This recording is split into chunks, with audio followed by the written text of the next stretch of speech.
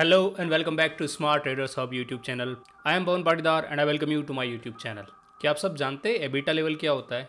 अगर आप नहीं जानते तो YouTube पे सर्च करके पता कर सकते, क्योंकि ये पहली न्यूज़ इसी से जुड़ी हुई है। पेटीएम इस क्वार्टर में एबिटा लेवल पर पॉजिटिव आ चुका है। हाँ, पर ईसोप छोड़ने के बाद। ईसोप भी नहीं पता है, यूट्यूब पर सर्च कर लीजिए, पता चल जाएगा। तो चलिए इसकी कुछ फाइनेंशियल परफॉर्मेंस हाईलाइट्स देख लेते हैं। आप सबने बहुत सारी इन्वेस्टमेंट फर्म्स का नाम सुना होगा, उसमें से यूबीएस सिक्योरिटीज़ भी एक है। पर क्या आपको पता है कि दुनिया में किसी एक शेयर के बारे में सारी सिक्योरिटीज एक जैसा नहीं बोलती? कोई तो एक सिक्योरिटी रहती है, मतलब कोई तो एक इन्वेस्टमेंट फर्म रहती है जो बहुत दूर कहीं तो बैठी रहती है और वो बोलती नहीं ये शेयर ऊपर जाएगा, बाकी सब बोलते हैं ये शेयर उतना ऊपर नहीं जाएगा। तो ऐसे ही यूबीएस सिक्योरिटी ने बोला है कि पेटीएम 1000 को टच कर सकता है। अब ये तो Q4 की बात है ना, अब Q2 की परफॉर्मेंस हाईलाइट भी देख लेते हैं। इनका नेट लॉस 49% से रिड्यूस हो गया है ईयर ऑन ईयर बेसिस पे। मतलब इस बार इन्होंने 292 करोड़ का लॉस किया है, जो पहले 571 करोड़ हुआ करता था। कितना? 571 करोड़। और एबिटा बिफोर ईसोप कॉस्ट डबल हो गया है, 153 करोड़, जो पहले 84 करोड़ रुपीस हुआ करता था। मतलब समझे दया, कुछ तो चल रहा है। आप सबने सुना होगा कि शक्तिमान एक फिर से आ रहा है और लौट के आएगा, मतलब शक्तिमान 2.0 जैसा। तो ऐसा नहीं है कि सिर्फ शक्तिमान की एंट्री हो रही है, केतन पारेख की भी एंट्री हुई है। और जो लोग नहीं जानते केतन पारेख कौन है, उनको मैं बता देता हूँ, इंटरनेट पर सर्च करने की ज़रूरत नहीं है। केतन पारेख ने 2000 के अराउंड एक बहुत बढ़िया स्कैम किया था। 2000 सन की बात कर रहा हूँ, और उसके बाद इनको जेल भी हो गई थी और फाइन भी हुआ था, और अभी फिर से वही कांड हो चुका है। इसकी इन्वेस्टिगेशन का ओवरव्यू देख लेते हैं। सबसे पहले इन्वेस्टिगेशन की गई 1 जनवरी 2021 से लेकर 20 जून 2023 के बीच में, और रिपोर्ट कब निकल के आ रही है? दिसंबर 2024 नहीं, जनवरी 2025 में। इतना जल्दी रिपोर्ट दे देते हैं ना सेबी वाले, बहुत ज़्यादा काम रहता है यार। उसमें बताया जा रहा था कि कुछ की प्लेयर थे, जैसे केतन पारेख और 21 अदर लोग। की प्लेयर का मतलब जैसे क्रिकेट में प्लेयर रहते हैं ना, वैसे ही प्लेयर थे। और उसमें मेजर प्लेयर कौन था?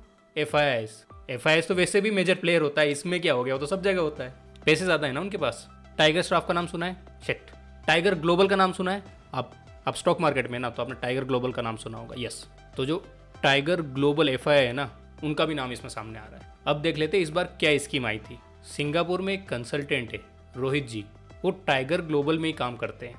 तो जिसके शेयर वो लेने वाले होते थे, उसकी इन्फॉर्मेशन पहले वो केतन पारेख को दे देते थे, और केतन पारेख जी इससे शेयर पहले खरीद लेते थे, और उनको 65.77 करोड़ रुपए का प्रॉफिट हुआ इसके दौरान। तो इनको प्रॉफिट हुआ तो सेबी को क्या दिक्कत? इनसाइडर ट्रेडिंग दिक्कत तो उन्हें होगी ना, पहले भी तो उन्होंने अंदर करवाया था। तो जहाँ पर उनका इन्वेस्टमेंट होना था, पहले शेयर ले लेते थे, फिर टाइगर आके कूद पड़ता था। अब टाइगर आएगा तो शेयर भागेगा, शेयर नहीं शेयर। आप सब स्टॉक मार्केट से हैं, और जैसे ही शेयर भाग के आगे निकल जाता था, केतन पारेख जी वहाँ से एग्जिट कर देते थे। अब सेबी ने इनके ऊपर क्या एक्शन लिया उसकी बात कर लेते हैं। वैसे तो केतन पारेख जी के साथ 21 लोग और इन्वॉल्व थे, बट सेबी ने अपनी सूझबूझ बताई और केतन पारेख और 2 और लोगों को स्टॉक मार्केट से बैन कर दिया। और सेबी ने अपनी सूझबूझ बताते हुए ये भी कहा कि इसमें टाइगर ग्लोबल कहीं भी इन्वॉल्व नहीं है। आप भी ध्यान रखिए। आप में से कितने लोग हैं जो इंश्योरेंस कराते हैं? उल्टा पूछ लिया क्या? आप में से कितने लोग हैं जो इंश्योरेंस नहीं कराते? वो कमेंट बताइए। अगर आपने इंश्योरेंस कराया होता पहले, और अगर आपको कुछ हो जाता, तो अभी हो सकता है कि आपका भी अनक्लेम्ड सेटलमेंट होता। क्योंकि अगली न्यूज़ ऐसी आ रही है कि इंश्योरेंस सेक्टर में 20,000 करोड़ का क्लेम अनसेटल्ड है।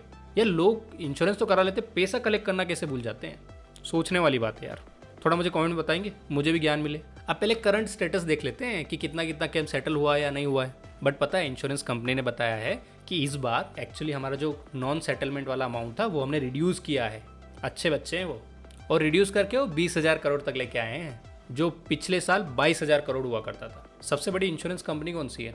Government company Bajaj finance.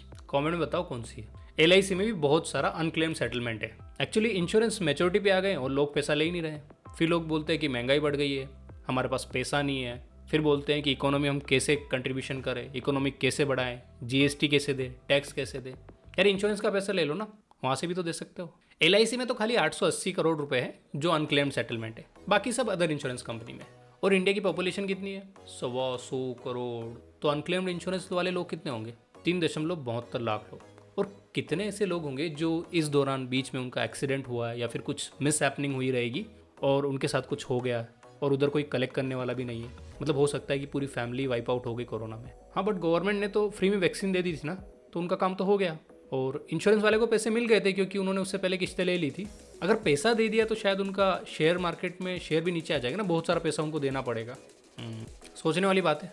अब एक्चुअली इंश्योरेंस को पूरा IRDAI मैनेज करता है, तो उन्होंने कुछ रेजोल्यूशन प्रोवाइड किए हैं, बट ये सब दबे मुंह बात हो रही है ऐसा लग रहा है मुझे। क्या आपको मेरी न्यूज़ से पहले पता था कि नहीं था, तो इसका मतलब बस दबे मुंह ही बात हो रही है। उनका कहना है कि पॉलिसी होल्डर को इंश्योरेंस कंपनी के टच में रहना चाहिए और अपने डॉक्यूमेंट टाइम पे प्रोवाइड करने चाहिए और KYC अपडेट करवाना चाहिए। सही है यार, पर जब इंश्योरर है वो रहा होगा तब तो करेगा ना। और इन्होंने कहा है कि हम क्रेडिट ब्यूरो और अदर एजेंसीज के साथ मिलकर ट्रेस कर रहे हैं कि किन किन का इंश्योरेंस क्लेम पेंडिंग है।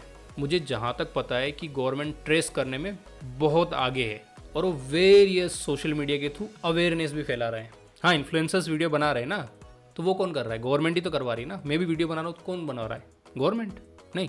और डिजिटलाइजेशन में इंडिया सबसे आगे है, तो उन्होंने डिजिटल ऑनलाइन टूल भी निकाल दिए जहाँ जाके आप देख सकते हैं और पता कर सकते हैं कि आपका सेटलमेंट पेंडिंग है या नहीं है। चलो, आपको पता चल गया कि आपका सेटलमेंट पेंडिंग है, नहीं भी पेंडिंग हो फिर भी देख लेना, क्या पता किसी ने करवा रखा हो।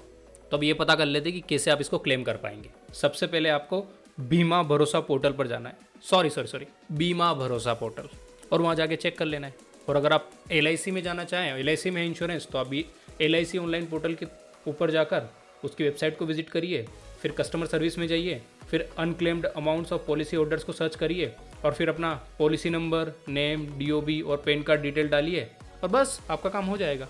मुझे एक चीज़ बताओ यार, मुझे पता है कुछ लोग मेरे रिलेटिव हैं जो कोरोना के दौरान या फिर उनका एक्सीडेंट हुआ है और उसके बाद एक्सपायर हो गए, और मुझे उनका पैन कार्ड पता नहीं है, मुझे उनका पॉलिसी नंबर भी पता नहीं है, और गवर्नमेंट बोल रही है कि हम बहुत सारा इनिशिएटिव ले रहे हैं जिससे आप पता कर सकते हैं। अब जो मेरे रिलेटिव एक्सपायर हुए हैं उनकी फैमिली में कोई इतना पढ़ा लिखा नहीं है कि डॉक्यूमेंट को पढ़ भी सके, और सोशल मीडिया तो वो लोग यूज़ भी नहीं करते। तो गवर्नमेंट तो डिजिटलाइजेशन अच्छा कर रही है, सबको बता रही है ना, अनक्लेम्ड अमाउंट मिल जाएगा। सोचने वाली बात है यार। और गवर्नमेंट कितना अच्छा काम कर रही है कि जो भी इंश्योरेंस करवाए ना उनको अपना नॉमिनीज जरूर तय करना चाहिए पहले और बताना चाहिए। सही है, अब तो करेंगे ना लोग। आप भी कर लीजिए, आपने नहीं किया है तो। क्या आप सबके पास कुछ कॉल आया है, कुछ साइबर स्कैम हुआ है, और वो स्कैम होने के बाद आप या तो पुलिस में गए होंगे या फिर आपने कुछ नहीं किया होगा? अगर आप पुलिस के पास गए रहेंगे तो उन्होंने उसको ट्रेस करने की कोशिश की होगी। कोशिश करने में एक चीज़ कॉमन पता चलती है कि जो बंदा आपको ठगी कर रहा था, जो वो इंटरनेट यूज़ कर रहा था, वो VPN के थ्रू यूज़ कर रहा था, तो ट्रैफिक रूट हो रहा था, वर्चुअल प्राइवेट नेटवर्क, तो वो लोग उसको पकड़ नहीं पा रहे हैं। अगली न्यूज़ इसी के बारे में। एक्चुअली गवर्नमेंट ने 6 VPN ऐप को बैन कर दिया इंडिया में, प्ले स्टोर से, iOS से भी और एंड्रॉइड से भी। आप सबने क्लाउडफेयर का नाम बहुत बार सुना होगा। जब आप कहीं पेमेंट करते तो आगे जाके क्लाउडफेयर लिखा हुआ आता है। क्लाउडफेयर भी एक VPN ऐप है जहाँ से होके वेबसाइट का ट्रैफिक रूट होता है, और बहुत सारी वेबसाइट की डिपेंडेंसी है इसके ऊपर। इसको बैन कर दिया है। अब बैन करने की अथॉरिटी किस मिनिस्ट्री के पास है? मिनिस्ट्री ऑफ होम अफेयर्स के पास। तो उनको साइबर क्राइम डिपार्टमेंट से ये सब फीडबैक मिला कि ऐसा ऐसा हो रहा है। तो एक्चुअली जो एजेंसी थी उनसे कांटेक्ट किया गया कि आप इनकी डिटेल दे दीजिए, क्योंकि आपके VPN यूज़ करते थे ना, तो कहीं तो लॉगिन किया होगा, कुछ तो डेटा डाला होगा ना आपके पास, और गवर्नमेंट ने एक रूल भी बना रखा था, तो डेटा हमको दे दीजिए। इन्होंने बोला हम नहीं देंगे, इन्होंने बोला बैन कर देते हैं आपको। तो जो hide.me, प्रोवाइड VPN थे ना, ऐसे ही कुछ और VPN ऐप बैन हो चुके हैं। अब बात यह है कि इन्होंने खाली ऐप स्टोर से बैन किया है, तो क्या वो बाहर इंटरनेट से डाउनलोड नहीं कर पाएगा? रियली यार, ये तो सैड रियलिटी है कि बताने के लिए हम लोग एक्शन ले रहे हैं। टिकटॉक को भी तो किया है ना आपने, सब तरीके से। अभी आप ऑनलाइन अगर इंटरनेट से भी डाउनलोड करते हो तो भी नहीं चलता है ना, तो इनके साथ भेदभाव क्यों है? कुछ कंप्लायंस रिक्वायरमेंट थी जो उन्होंने नहीं की थी। 2022 में CERT का एक रूल था जिसमें VPN प्रोवाइडर्स को डिटेल स्टोर करनी है कस्टमर इन्फॉर्मेशन की। उनको उसका रिकॉर्ड में नाम, एड्रेस और IP एड्रेस मेंटेन करना है, और उसका जो यूजेज पैटर्न है उसको भी ट्रैक करते रहना है, और कम से कम 5 साल का डेटा होना चाहिए। गवर्नमेंट ने बैन कर दिया, रेगुलेशन बता दी है, तो क्या VPN कंपनी का कुछ रिस्पॉन्स आया? वो भी देख लेते हैं। Express VPN, Surfshark VPN, Nord VPN, इन सब ने इंडिया से अपने सर्वर रिमूव कर लिए। बहुत ईजी होता है ना यार, सर्वर आपने यहाँ पर रेंट पे ले रखे थे, वो तो सब ऑनलाइन था, आपने सर्वर यहाँ से रिमूव कर लिए। बट उनको नुकसान क्या हुआ? क्योंकि स्कैमर्स तो बहुत कम होते ना, उनका पेमेंट भी ज़्यादा नहीं जा रहा था, बट नुकसान आप और हम लोगों का हुआ ना। हाँ, पर ये अभी भी वर्चुअल सर्वर ऑप्शन दे रहे हैं इंडियंस को, बट प्राइवेसी अभी भी कंसर्न है यार। हो सकता है वो डेटा गैदर कर रहे हो, इंडियन गवर्नमेंट को तो नहीं दे रहे हो, बट बाहर बेच रहे हो, क्योंकि सारी गवर्नमेंट ना ऐसी नहीं है, वो खाल उधर लेती है। अब देख लेते करंट स्टेटस क्या है। करंट स्टेटस ये है कि सारी VPN ऐप बैन नहीं हुई है, जो इनके रेगुलेशन को फॉलो कर रही है उनकी ऐप्स अभी भी चल रही है। मतलब अगर आप कोई VPN यूज़ कर रहे हैं तो आप अभी continue to use it, but the only thing you have to remember कि VPN is also trackable now. At least in India, क्योंकि उनको जो स्ट्रिक्ट डाटा रिटेंशन का रिक्वायरमेंट्स है ना, वो तो उनको पालन करना ही करना है। और यहीं पर एक जनता निकल के आती है कि ये तो हमारा प्राइवेसी का वायलेशन है ना, ये भी कंसर्न सही है। बट जब आप इस स्केल पे कुछ कर रहे हैं कि आपको वीपीएन का यूजेज करना पड़ रहा है और गवर्नमेंट डेटा मांग रही है, तो फिर तो ये देश के लिए भी तो थ्रेट है। इंडिया में सबके पास ईवी गाड़ी हो गई थी। अब लोग क्या कर रहे थे कि एक के बाद दूसरी गाड़ी भी ला रहे थे, तो गवर्नमेंट ने बोला है कि अब आगे से ईवी में सब्सिडी नहीं मिलेगी, क्योंकि अब सबके पास गाड़ियाँ हो गई है, अब इस बिज़नेस को उतना ज़्यादा ग्रो करने की ज़रूरत नहीं है। एक्चुअली मैंने भी देखा, मेरे पास भी ईवी गाड़ी है, मेरा बच्चा चलाता है उसको, उसमें 2 बैटरी पड़ती है और बराबर चलती है, अच्छा परफॉर्मेंस है उसका। तो ठीक है, पीयूष गोयल जी ने बोल दिया कि अब सब्सिडीज़ नहीं मिलेगी तो नहीं मिलेगी, कोई बात नहीं, सबके पास आ तो गई ना गाड़ी, सब्सिडी भी मिल गई, और क्या चाहिए यार। मैं लेना भूल गया था पर सब्सिडी मेरी गाड़ी पर। और जब मिनिस्ट्री बोलेगी ना, तो इंडस्ट्री भी बोलेगी ये सही बोल रहे हैं, अब नहीं चाहिए कोई भी सब्सिडी। इंडस्ट्री मतलब जो भी ईवी मैन्युफैक्चरर है, अगेंस्ट तो जा नहीं सकते, धंधा तो यही करना है। उसके अलावा नितिन गडकरी जी भी आए हैं, उन्होंने बोला है कि ईवी इंडस्ट्री इंडिया की है, उसको सब्सिडी से आगे देखना चाहिए। सही है यार, बट जब ये शुरू में दे रहे थे उस वक्त ये क्यों नहीं सोचा। ऑलमोस्ट सभी चीज़ों में इन्होंने पहले सब्सिडी दी और उसके बाद बोलते हैं कि अब सब्सिडी से आगे देखना चाहिए। आप यार, सब्सिडी मांगी किसने थी? आपने अपने मन से दी, क्योंकि आपको उस इंडस्ट्री को पुश करना था। अब आप सोच रहे हैं कि बहुत सारी गाड़ियाँ बिक गई तो हम सब्सिडी नहीं देते हैं, उस इंडस्ट्री को ऐसे आगे बढ़ना है। ठीक है भैया यार, इसमें 2 वे कन्वर्सेशन कहाँ हो रहा है? आप अपना पक्ष रखे जा रहे हैं और आप बोल रहे हैं कि यही ऑर्डर भी है, पक्ष ही नहीं, इंस्ट्रक्शन भी है, फॉलो करना है सबको। भावेश अग्रवाल, ओला के सीईओ, उन्होंने बोला सही बोल रहे हैं। गलत कौन बोलेगा? बोल के बताओ, कोई बोल सकता है तो। हाँ, बट गवर्नमेंट ने बोला है कि हम लोग कंटिन्यू करेंगे कि ईवी को प्रमोट करते रहेंगे। कैसे भाई? गवर्नमेंट के पास ईवी को प्रमोट करने का दूसरा तरीका क्या है? आप ढंग से टैक्स प्रमोट नहीं कर पा रहे हो। क्या आपका सोशल मीडिया पे अकाउंट है? होगा तभी तो यूट्यूब देख रहे हो ना। क्या आपके बच्चे का अकाउंट है? हाँ, इंस्टाग्राम पे भी होगा, स्नैपचैट, फेसबुक अभी कोई यूज़ नहीं करता। जेन जी और जेन अल्फ़ा तो स्नैपचैट और इंस्टाग्राम पे ही वहीं रह जाती है। तो भी गवर्नमेंट एक चिल्ड्रन डाटा प्रोटेक्शन एक्ट लेके आई है। तो उसमें होगा क्या कि जिनकी भी उम्र 18 साल से नीचे है ना, अगर उनको सोशल मीडिया पे अकाउंट बनाना है ना, तो आपकी परमिशन लगेगी। मतलब आपका बच्चा अब आपसे परमिशन लेने आएगा कि पापा पापा मेरा अकाउंट है, इसको अप्रूव कर दो, और आप उसको बिल्कुल अच्छे से अप्रूव करेंगे। बट मैं रियली हैप्पी हूँ कि इंडियन गवर्नमेंट ने कुछ तो इनिशिएटिव लिया। Actually mind rotting is real. पहले ही डीपीडीपी एक्ट बना हुआ है, digital personal data protection act, उसमें ये पॉइंट और ऐड कर दिया। अब इसमें रिक्वायरमेंट क्या है वो देख लेते हैं। जो भी कंपनी इनका डेटा मैनेज कर रही है, अगर वो इनका डेटा किसी भी चीज़ के लिए यूज़ करती है तो उनको इन बच्चों के पेरेंट्स से कंसेंट चाहिए होगा। इसकी ट्रैकिंग नहीं हो सकती, बिहेवियरल मॉनिटरिंग नहीं हो सकती, और इसके ऊपर एडवर्टाइजमेंट बिल्कुल नहीं चलाई जा सकती। And that is really really good initiative from government. और इसके अलावा ऐसी भी चीज़ें नहीं हो सकती जिसमें चिल्ड्रन को हार्म हो। अभी सोशल मीडिया पे जो कंटेंट है वो मैं नहीं सोचता हूँ कि बच्चों को उतना ज़्यादा देखना चाहिए। और जिनको पता नहीं उनको बता देता हूँ, चाइना में बच्चे के हाथ में खाली 45 मिनट्स तक ही सोशल मीडिया या मोबाइल दिया जा सकता है। उससे ज़्यादा दिया तो क्राइम है, पनिशेबल क्राइम है। अब आप यूँ मत सोचिए कि दे देते होंगे वो देखते नहीं होंगे। चाइना बहुत आगे है भाई, वो कैमरे का एक्सेस भी रखता होगा और एआई से वो भी पकड़ लेता होगा। अब इसमें कुछ प्रैक्टिकल इंप्लीमेंटेशन में तो इश्यूज होंगे ही होंगे। आप कैसे पता करोगे कि जो बच्चा अकाउंट बना रहा है वो 18 से नीचे का है? वो एज ही डालेगा कि मैं 19 का हूँ। तो फिर कौन सी मेथड यूज़ करना चाहिए? कुछ लोग बोल रहे हैं कि डिजी लॉकर को यूज़ कर लो, उससे लिंक हो जाएगा तो पता चल जाएगा और उनके पापा को नोटिफिकेशन आ जाएगा डिजी लॉकर पे, तो वहाँ जाके वो अप्रूव कर देंगे। भाई बच्चे बहुत स्मार्ट है। आपका फ़ोन ले लेंगे, उधर से रिक्वेस्ट डालेंगे, इधर से अप्रूव कर देंगे। बहुत लोग स्मार्ट है भाई ये लोग। अब ऐसा नहीं इंडिया में, ग्लोबली भी कुछ हो रहा है, वो भी देख लेते हैं। यूरोप की बात करें तो 13 से 16 साल तक की रेस्ट्रिक्शन है।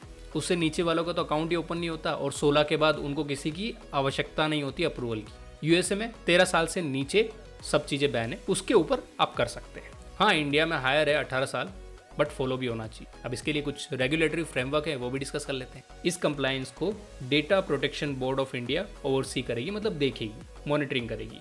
वो इसके थ्रू जो ग्रीवेंसेस आएगी उसको एड्रेस करेगी, और जो इनको नहीं मानेगा ना उनके खिलाफ पेनल्टी भी लगाई जाएगी। और मैंने जो बताया था ना कि 18 साल से नीचे के लोग हैं उनका सोशल मीडिया अकाउंट नहीं खुलेगा, ऐसा कुछ नहीं है, वो खोल पाएंगे। बस उनका अगर डेटा इनको प्रोसेस करना है सोशल मीडिया को, तो उसके लिए पेरेंट की कंसेंट लगेगी। तो अपनी इन्फॉर्मेशन को थोड़ा करेक्ट कर लीजिएगा। चलिए तो अगली न्यूज़ की ओर बढ़ते हैं। जोनी जोनी यस पापा। तो पापा जॉन भी री एंट्री कर रहे हैं 2025 में इंडिया में। री एंट्री क्यों कर रहे हैं और इनका गोल क्या है? एक्चुअली पापा लेट हो गए, 2024 में एंट्री करने वाले थे री एंट्री, बट 1 साल थोड़ा डिले हो गया, ट्रेन लेट चल रही। इनका कहना है 10 साल में हम 650 अपनी शॉप्स खोलेंगे। आउटलेट बोल रहे हैं इनको। मतलब आपको हर हफ्ते एक पापा जॉन की कहीं ना कहीं शॉप खुलती हुई दिखेगी ऑल ओवर इंडिया। करंटली इनके ऑल ओवर द वर्ल्ड 6000 से ज़्यादा आउटलेट्स हैं 50 कंट्रीज में मिला के। एवरेज कितना आ रहा है? 600। उतना ही इंडिया में भी डाल रहे हैं। पहले देख लेते हैं ये है क्या और इनके साथ पिछली बार हुआ क्या था। ये कुछ एक्सपेक्टेशन लेके इंडिया में आउटलेट सेटअप करने के लिए 2017 में आए थे, बट इनकी जमी नहीं तो फिर एग्जिट मार लिया, क्योंकि ये बोल रहे थे कि स्केल नहीं होगा इंडिया में ये बिजनेस। अब इनका कहना है कि मार्केट बहुत ज़्यादा चेंज हो चुका है तो अभी स्केल हो जाएगा, क्योंकि डोमिनोज और पिज़्ज़ा हट ये तो कर ही रहे हैं ना। पता ही जब कोई फ्रेंचाइजी लेके आता है इंडिया में, कोई फ्रेंचाइजी लेता है तो बहुत सारा सम ऑफ मनी उसको पे करता है, और जब ये लोग ऐसे एग्जिट मान लेते हैं तो उसका जो बिजनेस है ना वो ठप हो जाता है। अब मुझे पता नहीं इस बार क्या होने वाला है। अब इस बार ये लोग स्ट्रेटजिक अप्रोच और प्लानिंग के साथ आएंगे, इसीलिए ये लोग लेट हो गए। ये बोल रहे हैं हम 1 साल तो प्लानिंग करने में हमने बिता दिया। ये बोल रहे हैं अब हम राइट टेक्नोलॉजी पे फोकस करेंगे। अब तो एआई आ गया ना, तो ये सोच रहे सब चीज़ें ऐसे ही हो जाती है। भाई एआई एक हद तक ही हेल्प कर सकता है, उससे ज़्यादा नहीं। इनका ये भी कहना है कि अब हम जो देसी फूड है, देसी टेस्ट है, उसको प्रीफर करेंगे और उसके अनुरूप हम प्रोडक्ट डिज़ाइन करेंगे या प्रोडक्ट बनाएंगे।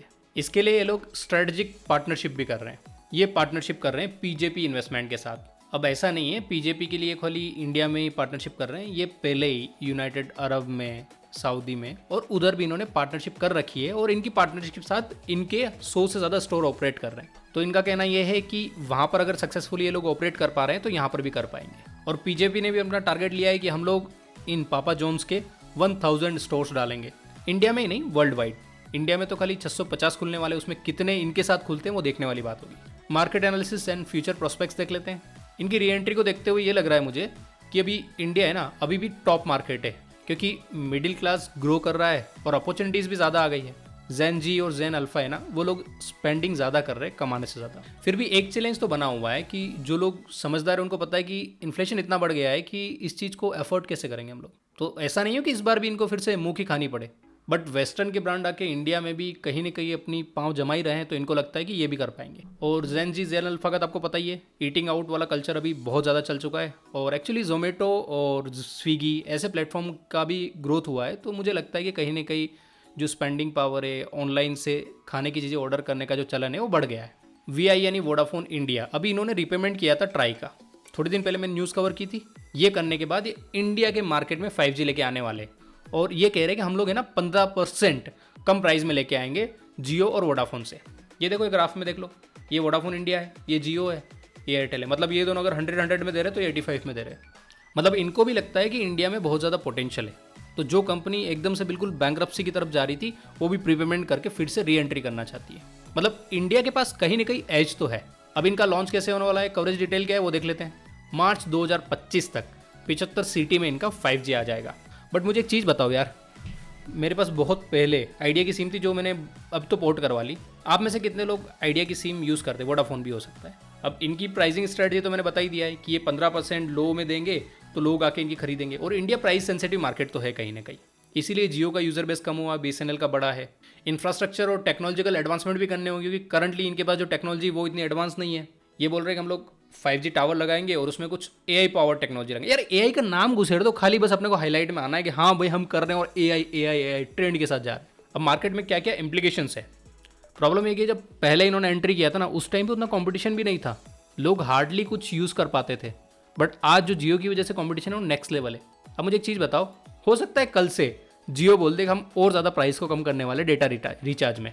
अभी IPO आने वाला ना, बहुत सारा पैसा आ जाएगा। तो फिर वोडाफोन इंडिया की क्या स्ट्रेटजी रहेगी? इन्होंने प्रीपेमेंट कर दिया, सारी इंफ्रास्ट्रक्चर बिछा देंगे ये लोग। ये बहुत सोचने वाली बात है, क्योंकि आप अपने आप को ओवर एस्टिमेट तो कर रहे हो, बट आप अपने कॉम्पिटिटर को अंडर एस्टिमेट भी नहीं कर सकते। मैंने एक्चुअली हिंदुस्तान यूनिलीवर की एक न्यूज़ थोड़े दिन पहले कवर की थी, जिसमें मैंने बताया था कि ये डायरेक्ट डिस्ट्रीब्यूटरशिप करेंगे। मतलब क्या करेंगे, किराना वालों को डायरेक्टली माल सप्लाई। मैंने आपको ये भी बताया था कि वहाँ पर इनके प्रोडक्ट कौन कौन से होते हैं। तो यहाँ पर मैं फिर से आपको बता रहा हूँ, जैसे हॉर्लिक्स हो गया, बूस्ट हो गया, किसान हो गया, व्हील हो गया, रिन हो गया, ये बहुत सारे प्रोडक्ट्स हैं इनके। ये मैंने यहाँ पर इमेज लगा रखी है, इसको आप देख लो। और ये इसलिए न्यूज़ में नहीं आ रहा है, ये न्यूज़ में इसलिए आ रहा है क्योंकि इनकी 3000 करोड़ की डील हुई है कि ये मिनिमलिस्ट एक करके एक ब्रांड है, उसको एक्वायर करने वाले। मिनिमलिस्ट के प्रोडक्ट मैं खुद भी यूज़ करता हूँ, मुझे डिज़ाइन अच्छी लगी, उनके प्रोडक्ट का क्वालिटी भी अच्छा लगा। बेसिकली जो मिनिमलिस्ट है वो कॉस्मेटिक्स प्रोडक्ट बनाता है। अब देख लेते हैं एक्विजिशन कैसे होगा। तो इसमें 3000 करोड़ रुपए ये लोग देने वाले हैं, बट अभी ये सब चीज़ें कोई ऑफिशियल स्टेटमेंट नहीं आया है, तो अब ये बात चल रही है। अगर इसमें आ जाते तो D2C मार्केट में आ जाएंगे। अब मिनिमलिस्ट कंपनी को देख लेते हैं। ये 2020 में फाउंड हुई थी। ये D2C ब्यूटी सेगमेंट के प्रोडक्ट बनाती है। ये मेंटेन करती है कि ट्रांसपेरेंसी रहे, जो भी हम बता रहे हैं वही चीज़ हम लोग सेल करें। और इन्होंने 2024 में 350 करोड़ का रेवेन्यू जनरेट किया था, जो 89% बढ़ गया है पिछले साल से। मेरे हिसाब से इसकी एडवर्टाइजमेंट जैसे मिनिमलिस्ट है ना, वैसे मिनिमलिस्ट ही है, बट प्रोडक्ट अच्छे हैं और मुझे लगता है कि थोड़ा चांसेस है अच्छा करने की। फाइनेंशियल 2023 की बात करेंगे तो पहले इनका रेवेन्यू 184 करोड़ हुआ करता था। और सबसे अच्छी बात यह है इस कंपनी की, इन्होंने लास्ट 4 साल में प्रॉफिटेबिलिटी मेंटेन करके रखी है, स्टार्टअप होने के बावजूद। ऐसा जनरली देखने को नहीं मिलता। और इन्होंने जब से लॉन्च होकर अभी तक आए, अपनी रेवेन्यू को ऑलमोस्ट 10x बढ़ा दिया है। मैं कहूँगा कि उनके जो फाउंडर है उनको अच्छा एग्जिट मिल जाएगा, तो अब इससे ये होगा कि स्ट्रेटेजिक इंपॉर्टेंस आ जाएगा और अलाइनमेंट बढ़ जाएगा। मतलब HUL के पास ब्यूटी प्रोडक्ट भी हो जाएंगे जो अच्छी क्वालिटी के रहेंगे और प्रीमियम भी रहेंगे, और लोग जिसको यूज़ करते हैं, जिसका नाम है ऑलरेडी मार्केट में, जिनका ऑलरेडी डिजिटल प्रोडक्ट बना हुआ है। और इससे पहले कैसा ट्रैक रिकॉर्ड है HUL का वो देख लेते हैं। इन्होंने पहले क्या क्या एक्विजिशन किए। इन्होंने हेल्थ फूड ड्रिंक्स थी ब्रांड जो हॉर्लिक्स और बूस्ट है, उनका भी एक्विजिशन किया था। इन्होंने प्रीमियम हेयर ऑयल ब्रांड जैसे इंदु लेखा है उसका भी एक्विजिशन किया था। इन्होंने female intimate hygiene brand V wash का भी एक्विजिशन किया था। तो ये थे इनके कुछ प्रीवियस एक्विजिशन और अभी करंट एक्विजिशन। देखते हैं कंपनी आगे जाके कैसा करती। टेक लीडर जो टिम कुक है, एप्पल के CEO, उन्होंने $1 मिलियन ट्रम्प को डोनेशन में दिए हैं। जो ट्रम्प फाउंडेशन है उनको, नॉट ट्रम्प को। ओके, ट्रम्प फाउंडेशन एक ऐसी है कि NGO है। उस NGO में होता क्या वो बताता हूँ। एक्चुअली ये NGO बहुत पहले से ऑपरेट कर रहा है। 2017 तक इन्होंने $107 मिलियन डोनेशन के तौर पर लिए थे। और ऐसा नहीं टीम कुक पहली बार दे रहे हैं, बाकी अदर लोग हैं उन्होंने भी कंट्रीब्यूशन किया है। और इस कंपनी में टीम कुक का ये भी कहना है कि अभी तो मैं पर्सनल कंट्रीब्यूशन कर रहा हूँ, आगे जाके मेरी कंपनी भी इसमें कंट्रीब्यूशन करेगी, मतलब देगी डोनेशन। अब कुछ लोग सोच रहे होंगे कि इस डोनेशन करने से कुछ फ़ायदा हो जाएगा टीम कुक को या एप्पल को, तो ऐसा कुछ नहीं है। ये जो लोग होते हैं ये काफ़ी विजनरी लोग होते हैं, मैं उनको इतना नैरो माइंडेड नहीं देखना चाहूँगा। उनका कहना है कि ये जो पैसा है ना, ये काफ़ी अच्छे कॉज के लिए यूटिलाइज होता है। मैं आपको बता देता हूँ, जैसे हमारे यहाँ पर दिवाली, होली, दशहरा और कुछ चीज़ें मनाई जाती है। आप सब क्या करते हैं, गैदर होते हैं और वो सब चीज़ें ऑर्गेनाइज करते हैं। बेसिकली होली का तो मैंने अभी कल्चर देख लिया है कि कहीं किसी होटल में ऑर्गेनाइज होती है, वहाँ पास बढ़ते हैं और वहाँ पर जाके फिर वो लोग करते हैं। तो क्यों किसी होटल में करने का? अगर कोई संस्था हो जो उसको फ्री ऑफ कॉस्ट में ऑर्गेनाइज कर रही है तो ज़्यादा लोग आएंगे, ज़्यादा पार्टिसिपेशन भी होगा। तो वैसे ही ये एक ऑर्गेनाइजेशन है जो उनके कल्चरल इवेंट्स को ज़्यादा बढ़ावा देती है और आगे बढ़ाती है, तो उनको ऐसा लगता है इसलिए इन्होंने इसमें पैसा डोनेट किया है। अब बाकी तो जो बेनिफिट है वो तो होंगे जो आपको स्क्रीन पर दिख रहे हैं। क्या आपको पता है कि जब रशिया को बैन लगा दिया गया था, सैंक्शन लगा दिए गए थे, तो रशिया की इकोनॉमी इतनी ज़्यादा टूटी थी कि उनको अपने रूबेल के बदले में गोल्ड देना पड़ गया था। तब जाके वो अपनी इकोनॉमी को संभाल पाए थे, ताकि लोग रूबेल में भी ट्रांजेक्शन करें। मतलब कि अगर वो बोले कि रूबेल हमको रिटर्न करना है तो उनको गोल्ड मिल पाए, क्योंकि गोल्ड एक रेयर असेट है। डायमंड की बात नहीं कर रहा हूँ, जो भी डायमंड को बोलते हैं ना वो भूल जाइए भाई, डायमंड है ना लेब ग्रोन हो चुके हैं। तो ये तो हो गई कि रूबेल में ट्रांजेक्शन करने के बारे में, बट और बहुत सारी चीज़ें हुई थी ना, क्योंकि जब अमेरिका बैन लगा देगा तो वहाँ से टेक्नोलॉजी नहीं आएगी, वहाँ से मैन पावर नहीं आएगा, वहाँ से बहुत सारी चीज़ों में रेस्ट्रिक्शन लग जाएगा। तो फिर रशिया सर्वाइव कैसे करेगा? रशिया सर्वाइव किया क्योंकि उसके पास एक स्ट्रॉन्ग फ्रेंड था, चाइना। क्योंकि चाइना इतनी चीज़ें एक्सपोर्ट करता है ना कि वो एक कंट्री की सारी नीड ऑलमोस्ट फुलफिल कर सकता है। तो उनको कुछ चीज़ें वहाँ से मिल गई, थोड़ी चीज़ें उन्होंने जो जो उनके दोस्त देश थे, जो उनके बिल्कुल फेवर में आए थे, उनसे ले ली और उनका काम चल गया। बट ये चीज़ अमेरिका को बैकफायर कर गई, क्योंकि आगे जाके सबको पता चल गया कि ये सैंक्शन लगाएंगे तो भी इकोनॉमी को जिंदा रखा जा सकता है। इसी को लेकर आप देखते हैं कि अक्सर यूएस चाइना चलता रहता है। तो जो अगली न्यूज़ है ना वो भी इसी स्पेस से। रशिया ने एक गेमिंग कंसोल बनाया है चाइना की हेल्प लेके। उन्होंने चाइना की हेल्प इसलिए ली क्योंकि कहीं से और से हेल्प मिल नहीं रही थी, उतनी टेक्नोलॉजी आ नहीं रही थी और कोई इतना एडवांस था नहीं। शायद इंडिया भी दे सकता था अगर इंडिया इतना एडवांस होता तो। एक्चुअली इसमें क्या रहेगा, जैसे आपको मोबाइल स्टिक मिलती है ना अमेजोन प्राइम की, और ऐसी वैसी एक स्टिक रहेगी जो आप टीवी के पीछे लगा पाएंगे और उसके बाद आप क्लाउड गेमिंग कर पाएंगे। अभी आप क्लाउड गेमिंग करते हैं तो कैसे करते हैं, आपको एंड्रॉइड यूज़ करना पड़ता है। वो एंड्रॉइड नहीं यूज़ कर सकते क्योंकि यूएस ने उधर सैंक्शन लगा रखा है, बट वो चाइना के तो बहुत सारी चीज़ें यूज़ कर सकते हैं ना। तो स्टिक के थ्रू आप क्लाउड गेमिंग कर पाएंगे। कुछ लोग इस मूव को क्रिटिसाइज भी कर रहे हैं और बोल रहे हैं कि पुटिंडो 64 है, क्योंकि 1964 में कुछ ऐसा इंसिडेंट हुआ था जहाँ पर इन्होंने कुछ ऐसा लेके आए थे, वो बैकफायर हुआ था। अब आ जाते हैं अगली न्यूज़ पर। माइक्रोसॉफ्ट $80 बिलियन का इन्वेस्टमेंट करने वाला है डेटा सेंटर में। अब आप सब लोग ये सोच रहे होंगे कि $80 बिलियन का इन्वेस्टमेंट करने वाला है, अच्छा है, बहुत ग्रो कर रहा है, इतना कर रहा है। इंडिया में कितने का आ रहा है वो सोचो। इंडिया में नहीं करने वाला, ये सब यूएस में करने वाला। यार उन लोगों ने उधर इंटरेस्ट रेट घटा दिए तो इनको पैसा अच्छा मिल गया। तो 2025 तक ये सब चीज़ें हो जाएगी। और मैंने अपनी न्यूज़ में एक कवर भी किया था कि इन्होंने एनवीडिया से होपर जीपीयू लिए हैं और इनका जो GPU लेने का जो बजट था ना वो डबल हो चुका था। तो अब सोचो मतलब दुगने ये चीज़ें इंपोर्ट कर रहे हैं तो किस हद तक जाएंगे। और कभी भी इतना पैसा इन्वेस्ट किया जाता है ना तो वो ऐसा नहीं होता कि फर्स्ट में ऐसे ही 20 बिलियन उन्होंने पहले इन्वेस्ट कर दिया। वो लोग थोड़ा थोड़ा करके पैसा इन्वेस्ट करते हैं, कुल मिला के वो पूरे पीरियड में डिस्ट्रीब्यूट होता है। अब अगली न्यूज़ भी माइक्रोसॉफ्ट से आ रही है। आप सबने मैक मिनी देखा होगा ना, एक मैक मिनी ऐसा कुछ आता है जैसे आपका रिसीवर हो गया ना वैसा ही कुछ आता है, जो एक पूरा कंप्यूटर है। अगर उसके साथ आप स्क्रीन जोड़ देंगे और आप ऐसे कीबोर्ड जोड़ देंगे तो वो पूरा कंप्यूटर जैसा एक्ट करेगा और इतना सा छोटा है और बहुत सस्ता है। उसको कम्पीट करने के लिए माइक्रोसॉफ्ट ने भी कुछ अपना मैक मिनी जैसा एक प्रोडक्ट निकाला है और उनका ये कहना है कि उसके अंदर AI कैपेबिलिटीज़ भी होगी। तो AI कैपेबिलिटीज़ तो होगी ना यार, आपके पास कोपायलट है तो। बट पता है इसमें इंटरेस्टिंग चीज़ क्या है, ये जो पर्टिकुलरली डिवाइस है ये बिल्कुल ऐसे आपके रिसीवर के जैसा होने वाला है। आपको 30,000 में पूरा पूरा PC मिल जाएगा जिसमें सारे फीचर्स भी होंगे। बट इसमें एक कैच है कि जो आप यूज़ कर रहे होंगे वो क्लाउड पे यूज़ कर रहे होंगे, मतलब उसके अंदर सारी चीज़ें नहीं होगी, वो सब चीज़ें क्लाउड पे होगी। और ये लोग सब्सक्रिप्शन मॉडल पे इसको निकालेंगे, मतलब कि आपको मंथ के 400-500 जो भी निकालते हैं उतना इनको देना पड़ेगा। अब मुझे ये चीज़ बताइए, आपको ये अच्छा लगा या बुरा लगा? थोड़ा ध्यान से सोच के बताइएगा। कुछ लोग बोलेंगे नहीं यार बुरा है यार, मैं तो मैकबुक लूँगा 60,000-70,000 में। ठीक है, आपने ले लिया, आप यूज़ करने लगे, 1 साल यूज़ किया, 2 साल यूज़ किया, 3 साल यूज़ किया, 4 साल यूज़ किया। 4 साल बाद बहुत भयंकर रिवोल्यूशन आ गया था और फिर जो पुराना आप जो मैकबुक यूज़ कर रहे थे, जो भी आप टेक्नोलॉजी यूज़ कर रहे थे, चाहे आप विंडो यूज़ कर रहे थे, उसके सारे चीज़ें पुरानी हो चुकी। मतलब जो ग्राफिक कार्ड उसमें था वो अभी उतना ज़्यादा इफेक्टिव है ही नहीं। मेरे पास है PC इसलिए बोल रहा हूँ। उसमें जो प्रोसेसर था वो अभी उतना इफेक्टिव है नहीं। मतलब मेरे एप्लीकेशन ही बहुत लेट लोड हो रहे हैं और मैंने 60,000 एडवांस दे दिए थे। बट अगर मैंने वो सब्सक्रिप्शन मॉडल लिया होता तो क्या होता, 4 साल बाद भी मैं अपना PC as it is use कर पाता जैसा मैंने फर्स्ट टाइम यूज़ किया था। हाँ मुझे पता है मेरे को रिकरिंग पेमेंट करना पड़ता, बट कहीं ना कहीं मैं सिक्योर तो हो जाता और जितना मेरे को यूज़ करना होता उतना ही पेमेंट करता ना। कभी कभी क्या होता है, मैं किसी कंप्यूटर को साल भर खोलता ही नहीं हूँ, मेरे पास पड़े हुए हैं, बट मैंने उनका पेमेंट तो कर रखा है ना। तो कितना अच्छा होगा यार, जब आप नहीं यूज़ कर रहे हैं, आप नहीं पेमेंट कर रहे हैं, तो somewhere down the line it is good also ना। And moreover you are getting the AI capabilities, updates and everything.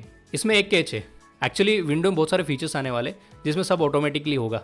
तो वो जो डेटा स्टोर होगा ना, तो अभी इन्होंने कुछ डेटा सेंटर लगाया है ना, वहाँ पर होगा, तो उनके AI मॉडल अच्छे से ट्रेन होंगे। अब आ जाते हैं अगली न्यूज़ पर। मेटा ने AI की जो बोट प्रोफाइल थी अपने इंस्टाग्राम और फेसबुक पे वो टेक डाउन कर ली है। अब इससे मेरा क्या मतलब है पता है, ये लोग बहुत शाणे होते हैं। इन लोगों ने अपना जो AI में इंस्टाग्राम और फेसबुक था उसमें खुद से ही प्रोफाइलें बनाई और उससे वो लोगों को लाइक्स, इंगेजमेंट, कमेंट और सब चीज़ें दिए जा रहे थे। लोग भी खुश, हमको इंगेजमेंट मिल रहा है, हम बात कर पा रहे हैं, और क्या चाहिए ज़िंदगी में।